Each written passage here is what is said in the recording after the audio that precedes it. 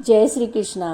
कार्तिक मास में कार्तिक महात्म को श्रवण करने का और कार्तिक मास से संबंधित और कहानियाँ जैसे तुलसी, पीपल, पतवारी की कहानी, लपसी तपसी की कहानी, इनको प्रतिदिन अवश्य श्रवण करना चाहिए। और ये कहानियाँ इस चैनल पर पहले से ही अपलोड की गई हैं, तो आप प्रतिदिन इन्हें अवश्य सुने और पुण्य कमाएं। आज कार्तिक मास का 12वां दिन है, तो हम 12वें अध्याय का पाठ करेंगे। श्री नारद जी ने कहा, तब जालंधर को अपनी खोज में आते देखकर इंद्र आदि देवता भय कंपित होकर वहां से भी भाग निकले। भागकर वह बैकुंठ से भगवान विष्णु के पास पहुँचे। फिर देवताओं ने अपनी रक्षा के लिए उनकी स्तुति की। देवताओं की उस दीन वाणी को सुनकर करुणा सागर भगवान विष्णु ने उनसे कहा, देवताओं, तुम भय को त्याग दो। युद्ध में मैं शीघ्र ही इस जलंधर को देखूंगा। ऐसा कहने के साथ ही भगवान गरुड़ पर जा बैठे।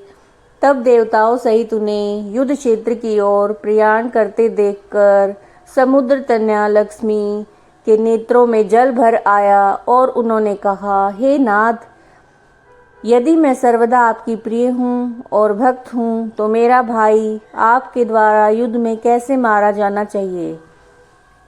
इस पर भगवान विष्णु ने कहा, यदि तुम्हारी ऐसी ही प्रीति है तो मैं उसे अपने हाथों से नहीं मारूंगा, परंतु युद्ध में तो जाऊंगा ही, क्योंकि देवताओं में मेरी बड़ी स्तुति की है। ऐसा कहकर शंख, चक्र, गदा, पद्मधारी भगवान विष्णु गरुड़ पर चढ़े हुए शीघ्र ही युद्ध के उस स्थान पर जा पहुँचे जहाँ पर जलंधर विद्यमान था।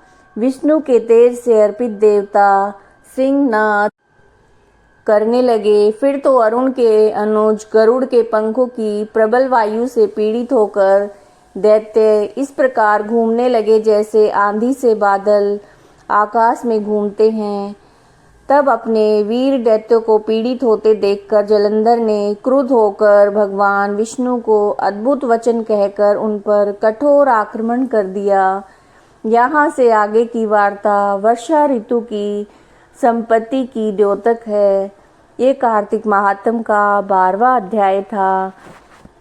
अगर आपको वीडियोस पसंद आ रही हैं तो लाइक कीजिएगा और चैनल को सब्सक्राइब कीजिएगा। जय श्री कृष्णा।